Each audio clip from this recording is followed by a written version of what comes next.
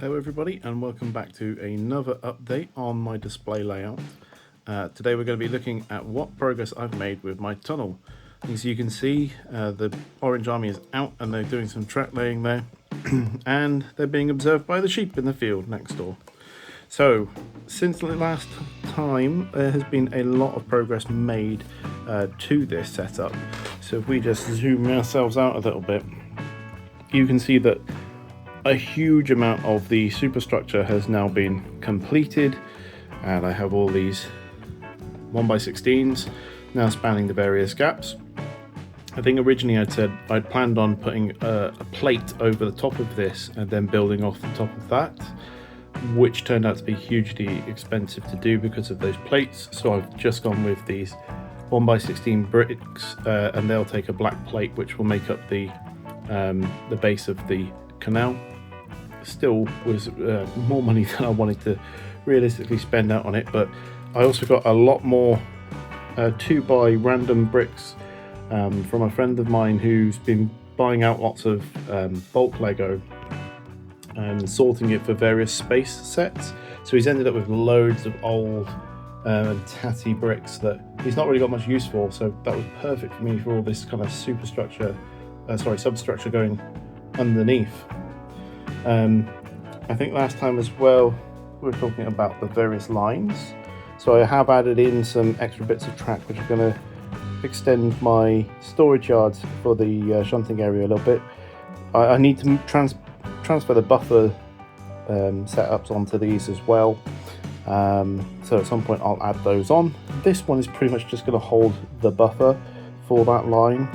It's not really adding huge amounts of space to that, but you know, it'll make it look nice. It's somewhat offset and looks like the railways just used the space that's available to it. Next up, you can see one of the retaining walls in here. That's all been put together. I've actually modified these since from the actual design in Bricknet Studio. I've tried to just add a bit more detail, so I've added a pillar in on the ends, a smaller pillar to the very end of it as well, just to try and make it not look so plain. And likewise, I've decided against the graffiti idea, and I've added all this kind of shrubbery growing up the wall. Eventually I'll have probably some bushes and stuff coming along here to kind of hide these very sharp plates. I have seen some triangular and green plates as well. I might have a couple of them. I might use that to kind of blend that and make it look a little bit more sympathetic as well. So yeah, and then also the actual tunnel portals are now finished, and again I've been adding details to them to try and just make them a little bit more fancy and Victorian. The Victorians really did like to make their structures look as grand as possible. So I've added these little microfigs just to almost look kind of gargoyle-like really, and there we go. They've got a plate that's attached above them, but I want to swap those out for the shield-shaped tiles. I'm just deciding whether I want to put those in light grey or dark grey, but I think that they will really help kind of bring a bit more detail to the build so it doesn't look so flat. Pretty pleased with how it's turned out, and I've got the extra height to these tunnels as well. So the idea is that these are really tall. If I was building it for myself, I'd probably be down here so that the trains just about fit, but this is actually designed so that minifigures riding on trains during the different shows are able to still come through without any issues.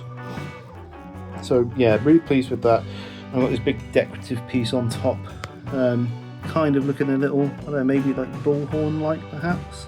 I'm just kind of adding pieces until it looked fancy enough, so I put that above there. I'm not sure, I might try and add some above each of the other tunnel portals as well, possibly. Kind of see how it goes and what pieces I can find. I've found that recently I'm really starting to run out of the light grey parts, so yeah, that's becoming harder to find bits to actually use. Up at the back you can see where that structure's been built. I have now added the first layer of grass essentially along the back here on the towpath, so it's getting that kind of wobbly path look to it. which I think is looking really good. I can't put the front layer in until I have the profile bricks, which are going to be going in here, as the plates will go between the two, so the grassy parts will essentially hold those profile bricks in place. And likewise with the front, once I get the green plates on top of here, there'll be a profile brick on the inside and then more wavy, kind of uneven grassy edge looking type of thing going on there as well. Now the really big progress point is actually on this side of the layout, which I've been avoiding, and that's the first part of the embankment getting put together. This is literally every bit of green plate that I have on hand at the moment, and this retaining wall is just kind of hanging on at the moment, just temporarily in place, because I know that I'm going to have to remove this one again in order to finish this little corner off here. And I'm pretty pleased with how this has gone. The fitment has turned out way better than I anticipated up against that wall. I just need to finish off the extra pillar part on this, which I have parts coming for it, and then along the top I've just sorted out some more green plates so that when these two come together, this will get replaced by green as well, but it just meshes together really nicely, so there's no gaps to where you can look in and kind of see the inside parts of the tunnel. It's turned out far better than I was anticipating that it would, to be honest. So really pleased, really chuffed with that.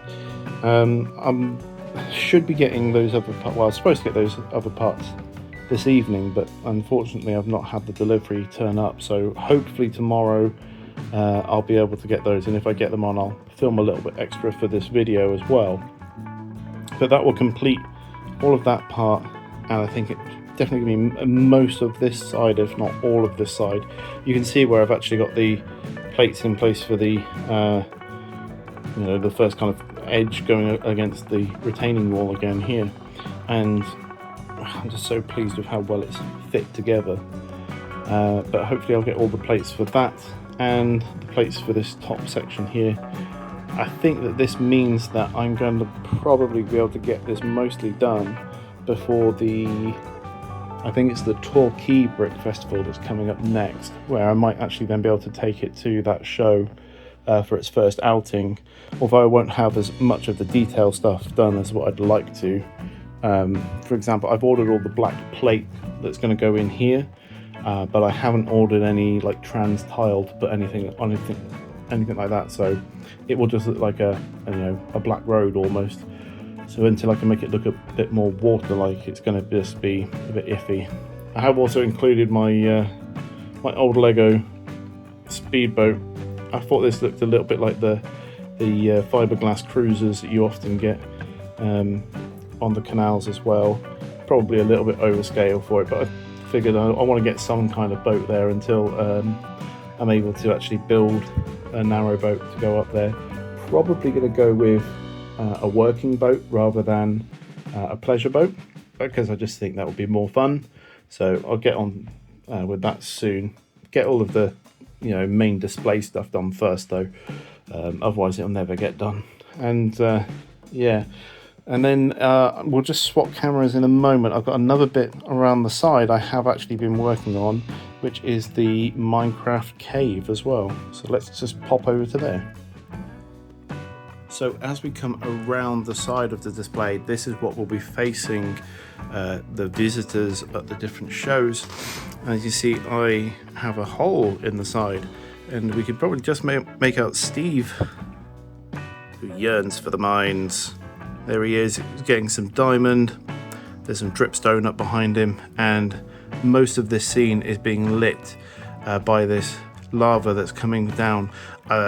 You can see the lava kind of stops part way. I need to get some more trans orange bricks in order to make that go all the way up to the top there. And if we look around the corner, we can see a creeper in there as well, who's sneaking up on Steve whilst he's unsuspecting. Let's hope he's not playing hardcore mode, otherwise he's going to be losing everything that he's got. If I come around from this angle, you can also see that there's a lot of kind of space here to put something extra as well. So I might put something like some extra characters like skeletons or something there. My son suggested that I get some medium nougat bricks, and then I can build like a mine shaft support pillar in there, and that might kind of like tie in with the fact that I've added these minecart tracks as well. But overall, I'm really pleased with how it looks. It's getting a lot of light come in from the top at the moment, so once it's got something over the top, and just put my hand there for the moment, it will kind of help make it so that that orange light from the lava is the main source of light. But I think it's just a really fun kind of thing, makes use of that space as well. I'm hoping that, you know, kids will enjoy seeing it. Also, the Brick Festival crew, also they'll come around quite often on the day and say to us, oh hey, we've got a minifigure with a letter in its hand, can you hide it somewhere? And I thought, oh well, this would be a brilliant place to hide one of those minifigures holding the letter. If I could just, you know, pop them in at the back there holding their letter up, it'd be a great place for people to have to try and find it from. So yeah, really pleased with how that's turned out, and just really pleased with how this entire build's kind of gone so far. I'm really chuffed as well that these plates have all attached, and they're actually really quite solid, considering it's just, you know, maybe about 6 or 7 hinge plates under there that hold it in. So it's coming together brilliantly. I'm enjoying it and looking forward to what it's going to look like once it's finished, and I can't wait to clip this in once the rest of it's built, and then it won't keep falling over all the time. But that's about it for this update. Hopefully I'm going to get those bricks tomorrow. If I have got those bricks tomorrow, then let's cut to that now and we'll see how much more I've managed to do. So, as luck would have it, my other delivery has turned up, and I've very quickly put together the rest of the plates onto the embankment, and now it's looking pretty good. I'm really, really pleased with how this is looking. The way that this is all kind of blending has gone perfectly. I'm missing a few 2x4 green plates, which are both under and on top, so I'll have to grab some more of those when I can get some. But no, I think this is looking really super. I'm gonna have to figure out how I'm gonna go about doing the vegetation, etc., that I'm gonna add to kind of beef this up as well and just kind of make it look nicer.